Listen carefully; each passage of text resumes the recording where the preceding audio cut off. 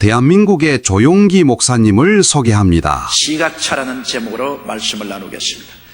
삶의 모든 논쟁은 모두 시각차에서 난다고 해도 과언이 아닙니다. 부부의 이혼 이유 중 하나가 마음이 맞지 않는다는 것입니다. 그것도 서로의 시각차 때문인 것입니다.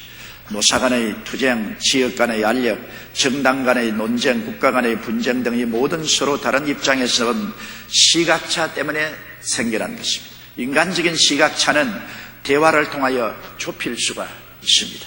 화해와 일치를 가져올 수 있습니다. 그러나 그것이 하나님과 인간 사이에서는 절대로 타협이 있을 수가 없습니다. 하나님의 진리에는 결코 회색지대인 타협은 있을 수가 없습니다. 오늘 우리는 하나님과 인간 사이의 시각차가 얼마나 현격한지를 말씀을 통해서 알아보고자 합니다. 첫째로 가데스 바네아에서 하나님과 인간의 시각차를 우리가 한번 생각해 보고자 합니다. 모세가 이스라엘 백성을 이끌고 광야를 지나 젖과 꿀이 흐르는 가나안 땅에 들어간 국경지대인 가데스 바네아에 와서서 12정탐꾼을 40일 동안 가나안 땅을 정탐하고 돌아오도록 했는데, 이 사람들이 옴으로 말미암아 큰 문제가 이스라엘 백성 가운데 생겨나게 된 것입니다. 여러분, 하나님이 본 가나안 땅은 사람들이 생각하는 가나안 땅과 틀립니다. 하나님이 본 가나안 땅은 젖과 꿀이 흐르는 아름다운 땅이라고 말했습니다. 민수기 14장 7절로 8절에 이스라엘 자손의 온 회중에게 일러 가로되 우리가 두루 다니며 탐지한 땅은 심히 아름다운 땅이라. 야훼께서 우리를 기뻐하시면 우리를 그 땅으로 인도하여 들이시고 그 땅을 우리에게 주시리라. 이는 과연 젖과 꿀이 흐르는 땅이니라. 그리고 민수기 14장 9절에 보면 오직 야훼를 거역하지 말라. 또 그 땅 백성을 두려워하지 말라. 그들은 우리의 밥이라. 그들의 보호자는 그들에게서 떠났고 야훼는 우리와 함께 하시느니라. 그들을 두려워하지 말라. 이것이 하나님이 본 관점입니다.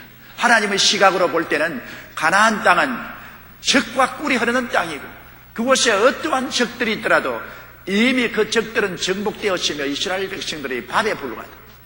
두려워하고 놀라지 말라고 말한 것입니다. 그러나 그 땅을 정탐하고 온 10정탐꾼은 하나님과 현저히 다른 시각차를 가지고 있습니다. 하나님의 시각을 가지고 보지 않고 인간의 시각으로 그 땅을 보고 이렇게 보고했습니다. 민수기 13장 32절에 이스라엘 자손 앞에서 그 탐지한 땅을 악평하여 가로되 우리가 두루 다니며 탐지한 땅은 그 거민을 삼키는 땅이요 거기서 본 모든 백성은 신장이 장대한 자들이며 거기서 또 네피림의 후손 아낙 자손 대장부들을 보았나니 우리는 스스로 보기에도 메뚜기 같으니 그들의 보기에도 그와 같았을 것이라. 완전히 시각이 다릅니다. 아니야, 우리가 가본 땅은 박토야. 주민을 삼키고 사람이 살 수 없는 땅이더라. 그리고 그곳에 이미 사는 사람들은 대장부들이 네피림의 후손 아낙 자손 대장부들이 살고 있어 우리는 얼씬도 할 수 없다. 그들에게 비교하면 우리는 메뚜기 같다. 그들도 우리를 그렇게 보았을 것이다. 여기에서 여러분, 하나님이 보시는 시각과 인간이 보는 시각이 똑같은 것을 두고 이처럼 다를 수가 있는 것입니다. 여기에서 이스라엘 백성은 하나님이 보는 시각을 선택할 것이냐, 인간의 본 시각을 선택할 것이냐, 선택의 기로에 서게 된 것입니다. 우리들도 한 가지입니다. 우리의 삶 속에 하나님이 말씀하시는 것을 받아서 하나님의 눈으로 볼 것이냐, 사람의 이성과 감정과 감각을 통해서 보는 인간의 시각을 볼 것이냐, 언제나 선택의 기로에 놓여 있는 것입니다.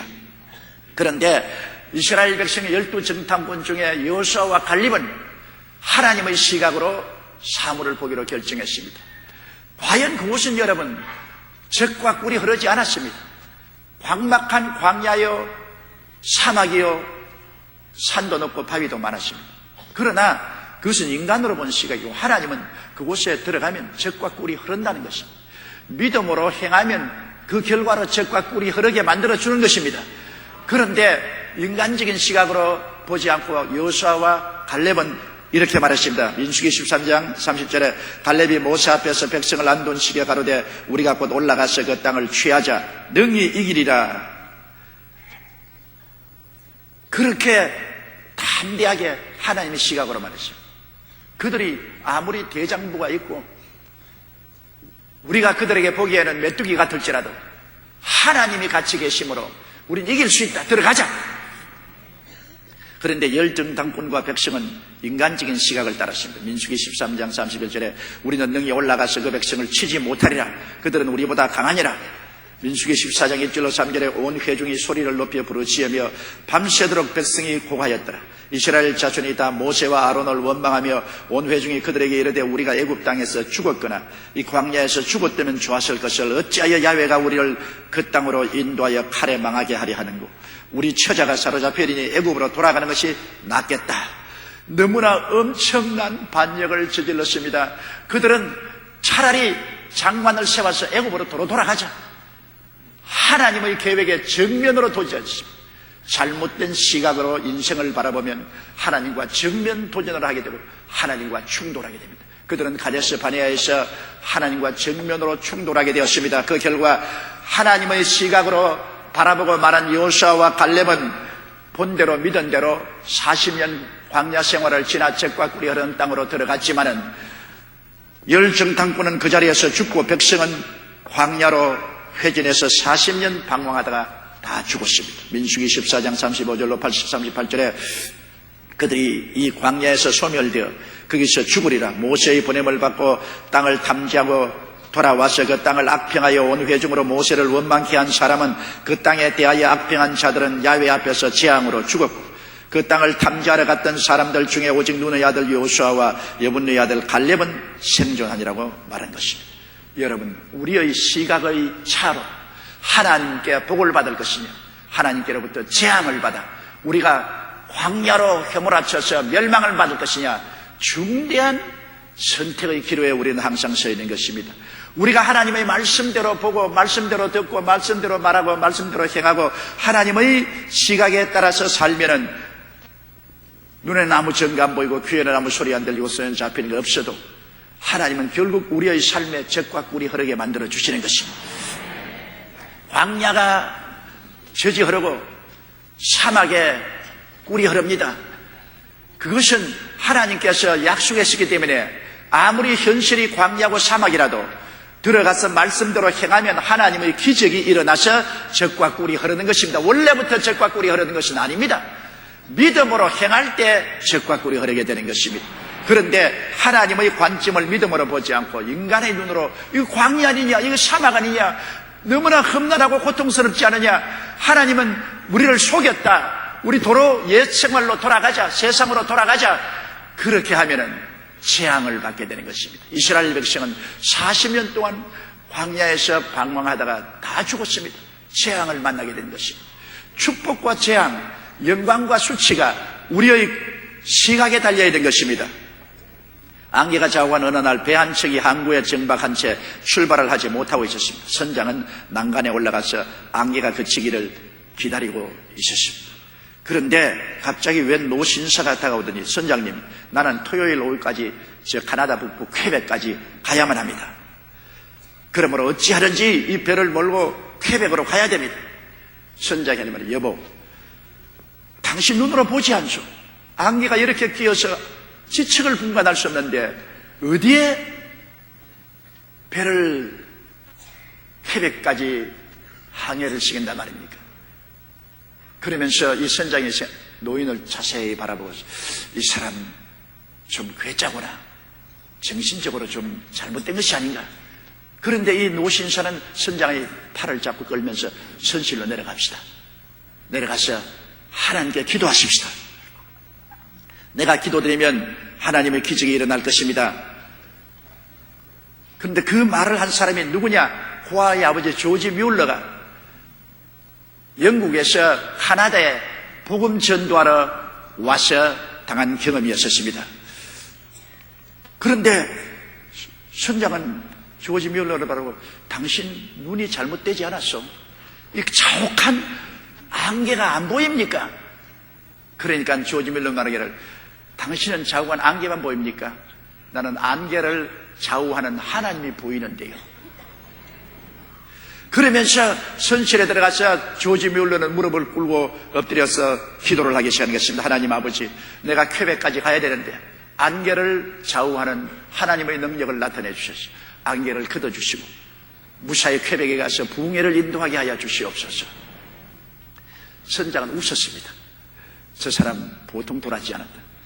그런데 기도를 하고 난 다음 선장님 다시 올라가서 봅시다. 뭘 와요? 안개가 그쳤을 것입니다. 그럴 리가 있어요. 조지 밀러 말하길 나는 57년 동안 매일같이 하나님과 기도하고 하나님과 함께 살았습니다. 우리 하나님은 한 번도 거짓말을 한 적이 없습니다. 그래서 그 조지 밀러와 함께 선창 문을 열고 밖을 내다보니까 안개가 하나도 없어요. 다 걷어졌어요. 밝은 태양이 비치고 있었습니다. 그래서 무사히 쾌백에 가서 복음을 전했던 말인 것입니다. 선장의 눈에는 안개만 보였지만 조지 뮬러는 그 안개를 주장하시는 하나님을 보았던 것입니다.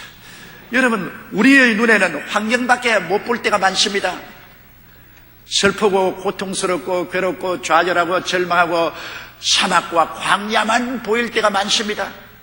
예수 안 믿는 사람은 당연한 이치입니다. 그러나 우리가 예수를 믿고 영안이 열렸으면 우리는 온 천지와 만물을 지으시고 인간의 생사화복을 주장하시는 하나님을 볼 줄 알아야 되는 것입니다. 환경을 바라보는 자는 낙심할 것입니다. 그러나 그 환경 배후에 계신 하나님을 바라보는 사람은 눈에는 아무 증거 안 보이고 귀에는 아무 소리 안 들리고 손에 잡히는 거 없어도 낙심하거나 좌절하지 않고 주님을 향해서 믿음으로 걸어나갈 수가 있을 것입니다. 둘째로, 하나님이 인간을 보는 시각과 인간이 인간을 보는 시각을 우리가 한번 알아봐야 되겠습니다. 하나님이 오늘 인생을 볼 때 어떻게 보십니까? 화려하게 옷을 입었구나, 멋있게 치장했구나, 화장을 잘했구나, 영양이 좋구나, 키가 크구나, 그렇게 보십니까?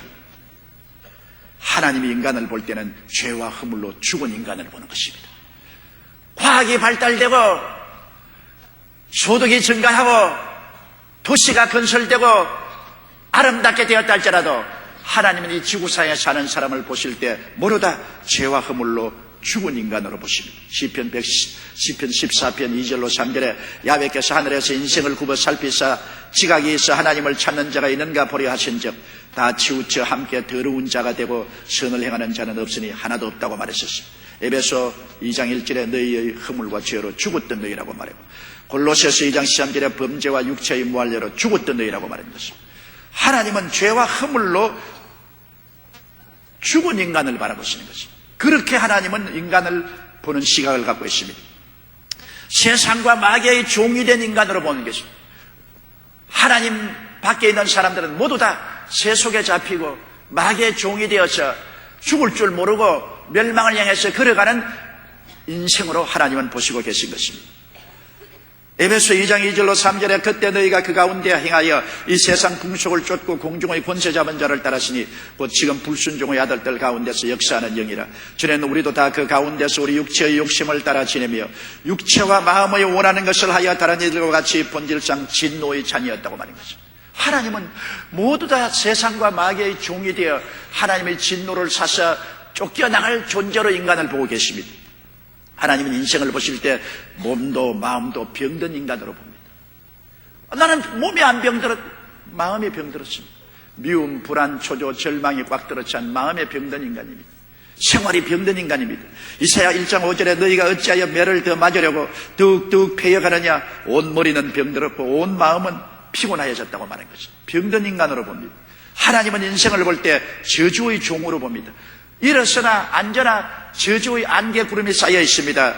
창세기 3장 10절에 땅은 너로 인하여 저주를 받고 너는 종신토록 수고하여 그 소산을 먹으려고 말한 것입니다.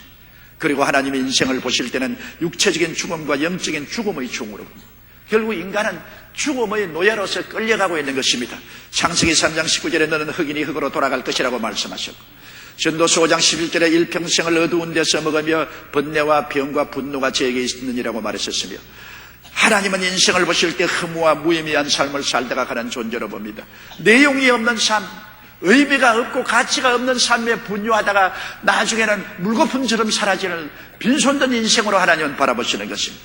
시편 39편 5절에 나의 일생이 주의 앞에 없는 것 같사오니 사람마다 그 든든히 선 때도 진실로 허사뿐이니 허무와 무의미한 인생살인 것입니다. 최근에 우리 한국의 지도적인 정치인 한 사람이 세상을 떴습니다. 그 어른의 성함은 제가 말씀드리지 않겠습니다. 그 어른이 아주 건강하고 활달하게 정치를 하실 때 제가 그 어른을 모시고 간절히 전도한 적이 있습니다. 선생님, 인생은 영원히 이렇게 활기차고 화려한 정치인으로만 살지 않습니다. 세월이 흘러가면 푸른 나무도 낙엽이 되고 떨어져 땅에 뒹구는 것이니까 건강하고 살아있을 때 예수를 믿으십시오. 그러니까 나를 가만히 보고 불쌍한 눈으로 나를 봐요. 믿어야지요. 그러지 말고 농담으로 하지 말고 꼭 예수를 믿어야 됩니다. 왜냐하면 선생님에게도 황혼이 다가오고 거친 비바람이 부는 죽음이 다가옵니다. 그는 고개를 쓸래쓸래 지었습니다. 그래서 내가 전도에 실패했습니다.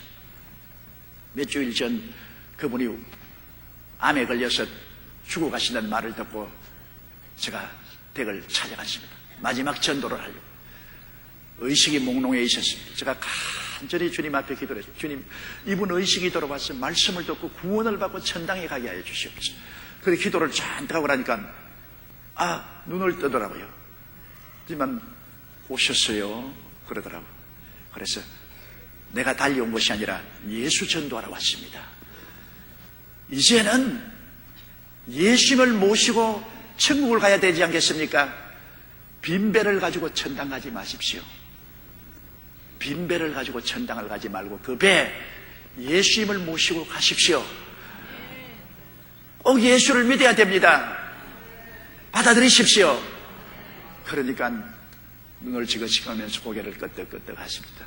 그래서 하나님, 이 어른의 이름이 빈배인 것처럼 이 빈배로 가지 말고 여기에 예수님을 모시고 가게 하여 주시옵소서.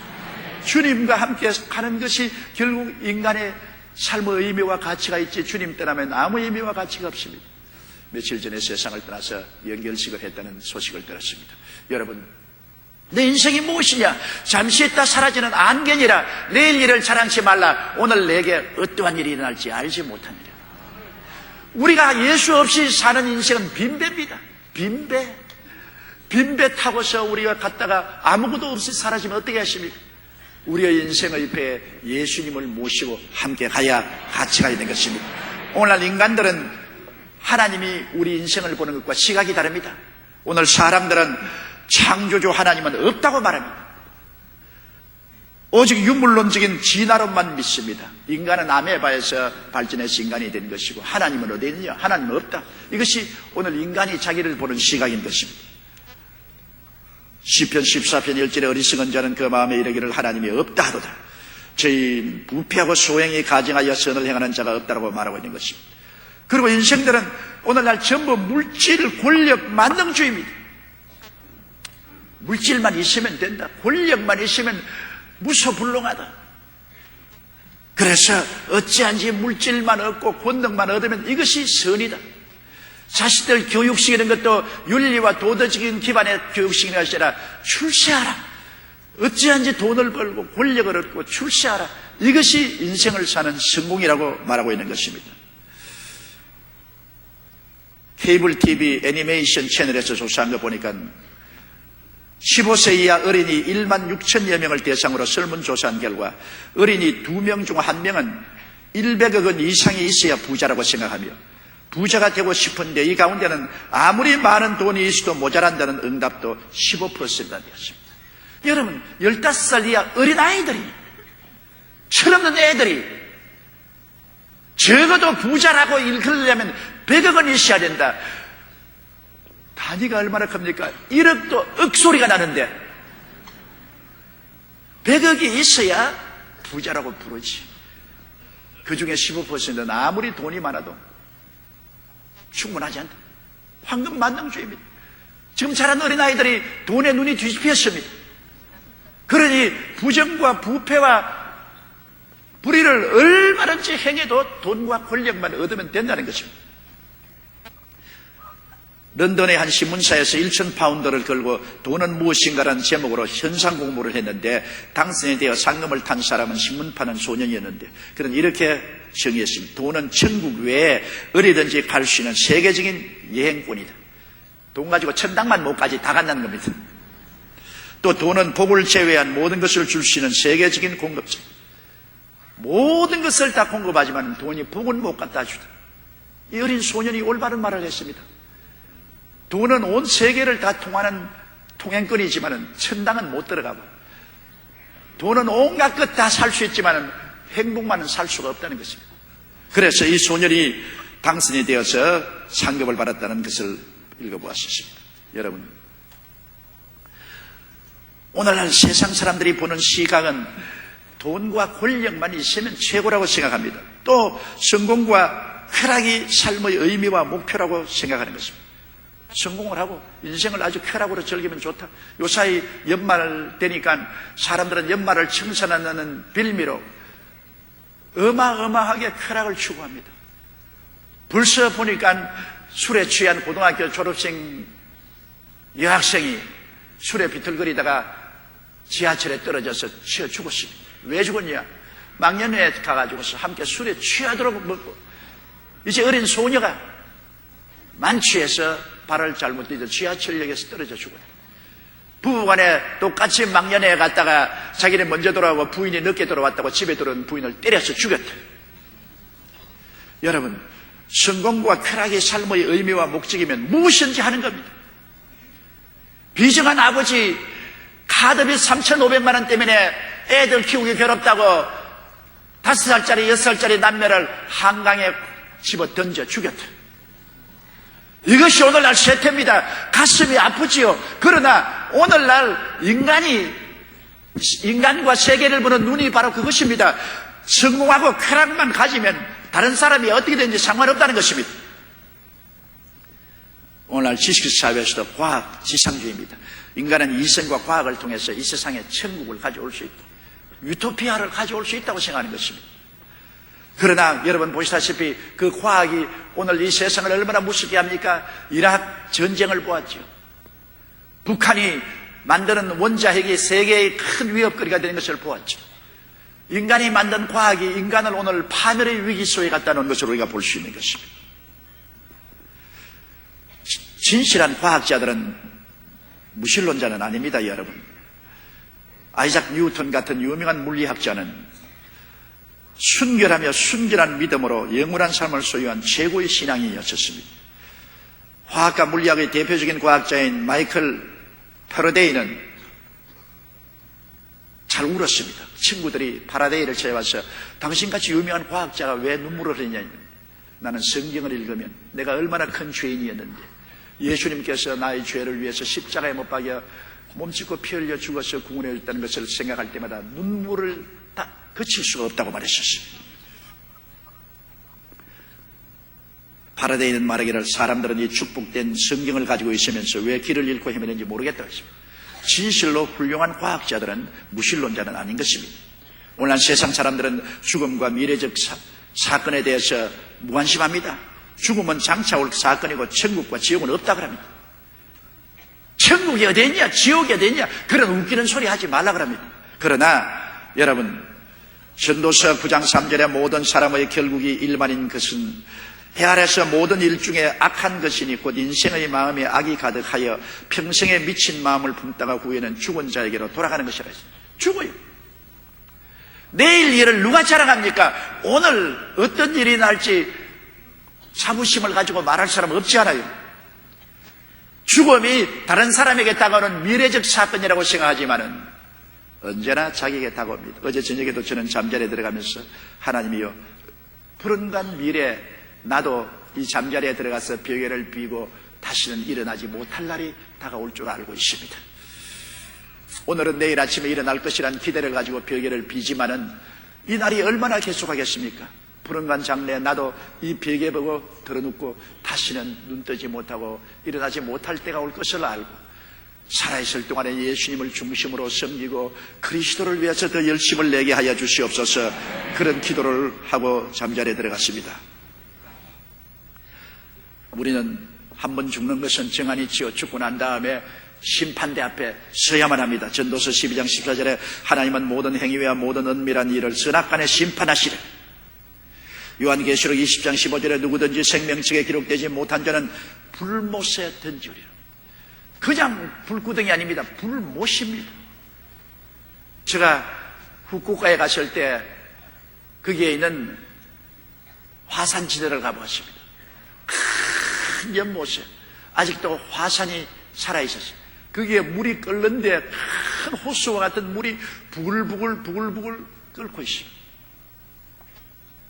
그런데 말을 들으니까 자살한 사람이 그 부글부글 끓는 못에 뛰어들어가서 자살한 사람이 있다는 것입니다. 죽어도 곱게 죽지 아주 더럽게 죽습니다. 더 끄운 곳에 삶아서 죽습니다. 그래서 인생이 끝날 줄 아는데 다음에 들어가는 것은 그보다 더 무서운 불못이 기다리고 있는 것입니다. 영원히 불타면서도 죽을 수가 없는 그 고통 속에 떨어져야 하는 것입니다. 그렇기 때문에 예수님이 가는 유다를 보시고 유다야 차라리 태어나지 않았으면 좋겠다고 말했습니다. 사람은 존귀하나 깨닫지 못하면 멸망하는 짐승보다 못합니다. 짐승은 죽으면 없어지지만 사람은 불못에 참여해야 되는 것입니다. 그러므로 인간은 죽으면 미래적 사건이며 천국과 지옥은 없다고 큰 소리 하지만은 알고서 그런 소리 하는지 모르고 그런 소리 하는 것입니다. 모르면 모르지요. 그러나 우리는 말씀을 통하여 성령의 가르침을 통하여 이걸 잘 알고 있는 것입니다. 한 번은 하루살이가 메뚜기하고 재미있게 놀았습니다. 저녁이 되자 메뚜기가 내일 또 놀자. 하루살이가 내일이 뭐냐? 내일이면 캄캄한 밤에 하늘에 별들이 반짝이고 잠자고 아침에 태양이 떠오른 그것이 내일 아니니까 하루살이가 거짓말하지 마라. 내일이 어디든지 너 나를 왜 속이느냐고 웽 하고 날아갔습니다. 그는 날아가서 죽었습니다. 하루살이는 하루밖에 살지 않았기 때문에 내일을 알지 못해요. 그래서 그 메뚜기가 개구리하고 놀았습니다. 이제는 아주 재미있게 개구리하고 놀다가 이제 가을이 되고 날이 추워지니까 개구리가 하는 말이 나 이제 동민해야 돼. 그러므로 우리 명년에 가서 다시 만나자. 메뚜기가 명년이 뭐야? 명년이란 추운 겨울이 지나고 동민이 끝나고 다시 따뜻한 봄이 다가오면 명년이 된단다. 메뚜기가 거짓말하지 마라. 그런 게 어디 있어? 왜? 메뚜기는 1년밖에 못 사니까 명년이 뭔지 모릅니다. 예수 안 믿는 사람에게 천당이 있고 지옥이 있다고 아무리 말해도 천당이 어디 있어? 지옥이 어디 있어? 말씀으로 깨닫지 못하면 아무리 말해도 알 수가 없는 것입니다. 그러나 하루살이가 내일이 없다 해도 내일이 있는 것이고 메뚜기가 명년이 없다 해도 명년이 있는 것처럼 천당이 없고 지옥이 없다고 안 믿는 사람들이 말을 해도 천당도 있고 지옥도 있는 것입니다. 안 믿는 사람은 절대 진리란 없다고 합니다. 모두 다 상대적이지 절대적인 이 길만이 천국 가는 길이든 절대 진리란 없다고 합니다. 불교를 믿어도 좋고 마음의 뜻을 믿어도 좋고 도교를 믿어도 좋고 모두 다 성실히만 하면 된다고 말합니다. 그것은 거짓말입니다. 세상의 산꼭대기에 올라가는 데는 여러 가지 길이 있겠지만 천당 가는 길은 한 길밖에 없습니다.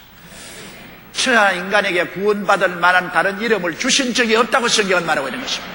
내가 곧 길이요 진리요 생명이니 나로 말미암지 않고는 아버지께로 올 자가 없다고 말한 것입니다. 우리의 죄의 빚을 갚아준 분이 예수밖에 없는데요. 빚을 아무리 인간이 청산하려도 청산 못합니다. 그것은 빚의 값은 죽음입니다. 죽어서 지옥 떨어지는데 어떻게 청산해요? 빚 없는 예수님이 오셔서 십자가에서 우리 빚을 갚아주셨기 때문에 우리의 구원의 길은 예수님 한 분밖에 계시지 않은 것입니다. 절대 진리란 없다고 말하지만 절대 진리란 있는 것입니다. 셋째로 하나님의 시각을 받아들인 사람과 반대한 사람들의 운명을 보십시오.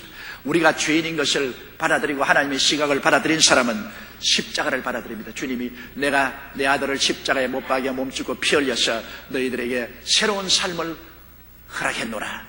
그럴 때 우리 하나님의 시각으로 인생을 보는 사람들은 우리는 좌절하고 절망적이고 희망이 없는 사람들인데 예수 그리스도로 말미암아 새로운 구원을 받을 수 있다고 하니까 그 하나님의 시각대로 받아들이는 것입니다. 하나님 아들 예수 그리스도의 십자가를 통하여 우리는 기쁘게 용서와 의와 은혜를 받아들이는 것입니다. 로마서 3장 23절로 24절에 모든 사람의 죄를 범하였으며 하나님의 영광에 이르지 못하더니 그리스도 예수 안에 있는 구속으로 말미암아 하나님의 은혜로 값없이 의롭다 하심을 얻은 자 되었느니라. 죄투성인 우리가 율법의 심판을 받고 마귀의 참소를 받아 죽을 수밖에 없는 우리가 예수 그리스도의 피로서 죄를 다 갚았으므로 율법의 심판도 없어지고 마귀의 참소도 사라지고 용서받고 의롭게 되고 하나님의 영광을 값없이 받게 되었사오니 이 얼마나 좋은 일이겠습니까? 예수 믿으면 용서와 의를 받는다고 하나님 말씀하시니 하나님의 시각을 그대로 받아들여야만 될 것입니다. 페니실린을 발명한 알렉산더 플레밍 박사는 인류의 생명에 지대한 공헌을 한 사람입니다. 하루는 사람들이 알렉산더 플레밍 박사에게 와 지금까지 발견한 것 중 가장 위대한 발견이 무엇입니까? 하고 묻자 가장 위대한 발견은 내가 죄인이요 예수께서 나의 구세주가 된다는 것을 내가 발견한 것이 가장 위대한 발견이라고 말했습니다. 세계적인 화학자요, 제2차 대전 때 처칠이 폐렴에 걸려 죽음으로 구라파가 멸망받을 수 있는 위기에 처했을 때 그가 페니실린을 발견해서 처칠을 살렸습니다. 그런 과학자도 그가 발견한 가장 위대한 발견은 자기 죄인인 것을 발견하고 예수 그리스도가 그의 죄를 용서해 줬다는 것을 발견한 것이 가장 위대한 발견이라고 말한 것입니다. 우리 하나님의 시각을 그대로 받아들이면 예수 그리스도의 십자가를 통하여 세상과 마귀가 다 떨어져 나가고 거룩함과 성령 충만을 받게 되는 것입니다. 하나님의 시각을 그러면 하나님은 예수를 통해서 세상과 마귀를 멸하시고 성령으로 채워주시겠다고 약속하신 것입니다. 하나님의 약속대로 우리가 하나님의 시각을 바라보면 하나님은 우리에게 그리스도를 통해서 치료의 은혜를 주시겠다고 약속하신 것입니다. 예수님이 친히 나무에 달려 그 몸으로 우리 죄를 담당하였으니 이는 우리를 죄에 대해서 죽고 의에 대하여 살게 하려 하심이라. 제가 채찍에 맞음으로 너희가 나음을 얻었나니라고 주님께서 말씀하신 것입니다. 오늘날 또 주님께서는 주의 시각으로 바라보는 사람에게 하나님의 영광과 능력을 나타내어서 치료의 권세를 베풀어 주시는 것입니다. 하나님의 시각으로 바라보면 우리의 삶 속에 하나님이 축복을 주셔서 저주와 가난과 좌절과 절망에서 해방시켜 주시고 형통과 아브라함의 복을 주시는 것입니다. 하나님의 시각으로 바라보면 의미와 가치 있는 삶을 살 수가 있는 것입니다. 왜냐하면 예수 그리스도로 말미암아 우리는 택하신 족속이요 왕같은 제상이요 거룩한 나라요 그의 소유된 백성이 될 수가 있기 때문인 것입니다. 주님께서 하늘나라를 상속으로 받는 귀하고 영광스러운 귀한 자녀로 삼아주신 것이 얼마나 놀라운 것입니까? 하나님의 시각대로 우리가 바라보면 예수를 통해서 영생을 얻고 천국의 영광을 얻게 되는 것입니다. 비록 우리가 지금 육의 장막을 쓰고 있으나 육의 장막이 벗어버리는 날에는 신령한 몸으로 영광스러운 몸으로 영생의 몸으로 그리스도의 모습을 닮아서 영영세세 무궁토록 주와 함께 천국에 살게 되는 것입니다. 그곳에서는 해나 달의 비침이 쓸데없고 하나님의 영광이 비치고 어린 양이 그 등대가 되어서 그리스도와 함께 영원히 살게 될 것입니다. 그러나 여러분 하나님의 시각을 버리고 무신론자로 인간의 시각대로 인간의 지식대로 사는 사람의 결과는 어떻게 됩니까? 그들은 영적인 죽음을 안고 사는 사람들인 것입니다. 죄의 사선 사망이요 하나님의 연사는 그리스도 예수 안에 우리 주 안에 있는 영생 안에 있는데 영원히 죽음을 가슴에 안고 삽니다. 이미 죽은 영혼을 시체처럼 가슴에 안고 삽니다. 그리고 그 사람들은 잃어버린 사람입니다. 어디서 와서 왜 살며 어디로 가는지를 전혀 알지 못합니다. 잃어버린 인생입니다. 육신만 위해서 정욕을 따라 살다가 그가 죽음으로 내몰아칠 때 어디를 가는지 모르고 떠내려가는 잃어버린 존재가 되어버리고 만 것입니다. 잠언서 8장 46절에 그러나 나를 잃는 자는 자기의 영혼을 해하는 자라. 물론 나를 미워하는 자는 사망을 사랑한다고 말했습니다. 하나님의 시각을 받아들이지 않은 사람은 소망과 평안과 기쁨을 잃어버린 사람인 것입니다. 잠언 10장 24절에 악인에게는 거의 두려워하는 것이 임하거니와 28절에 악인의 소망은 끊어진다고 말했습니다. 소망과 평안과 기쁨이 있을 택이 없습니다. 왜냐하면 어디서 와서 왜 살며 어디로 가는지도 모르고 삶의 의미와 가치도 없는데 어디에서 삶의 기쁨과 소망을 얻습니까? 결국엔 텅 빈 인생입니다. 여러분 인생을 살면서 텅 빈 인생이 되어 사는 것 얼마나 비극입니까?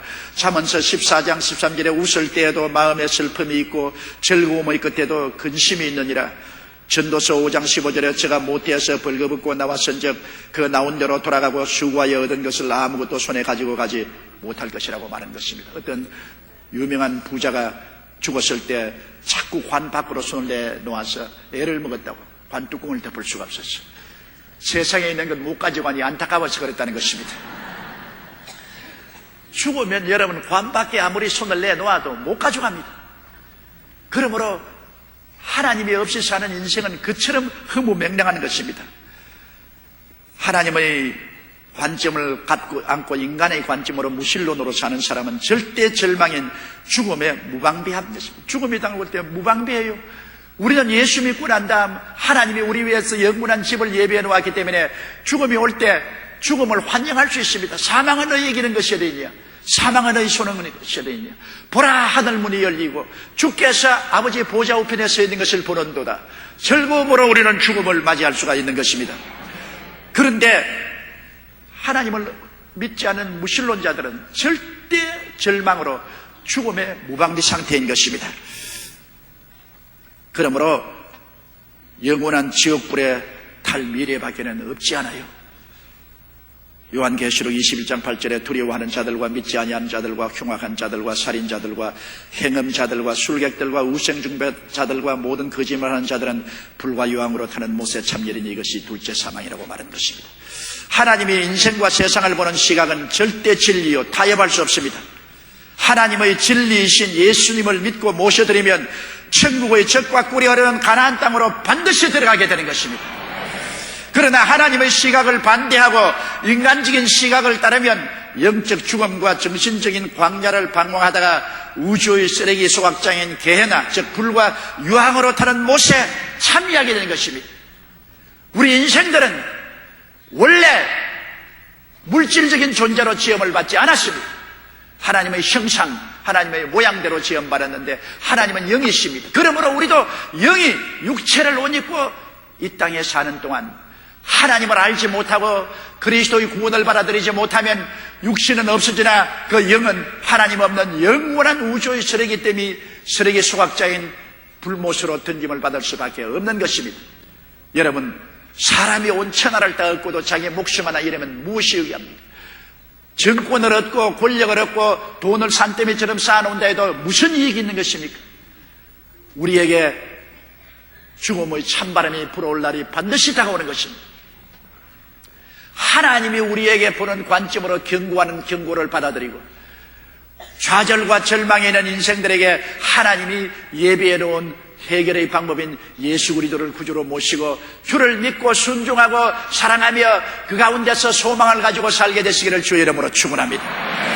우리 다 같이 고개 숙여 기도드리겠습니다. 사랑이 많으시고 거룩하신 아버지 하나님, 인생을 살아가는 동안 우리들은 수없이 선택의 기로에 서게 됩니다. 하나님이 보는 인생, 우리가 보는 인생이 다르기 때문입니다. 우리 하나님 아버지여, 하나님이 예수 그리스도를 통해서 우리에게 나타나시고 우리에게 보여주신 하나님의 삶을 우리가 마음속에 받아들이게 도와주시옵시고 하나님의 말씀을 따라 믿음으로 살아가서 주와 함께 생활하다가 영원한 천국에 들어가는 우리들이 되게 도와주시옵소서. 예수님 이름으로 기도드리옵나이다. 아멘. 할렐루야. 아멘. 목사님 감사합니다. 구독과 좋아요는 제작하는 데 힘이 됩니다. 감사합니다.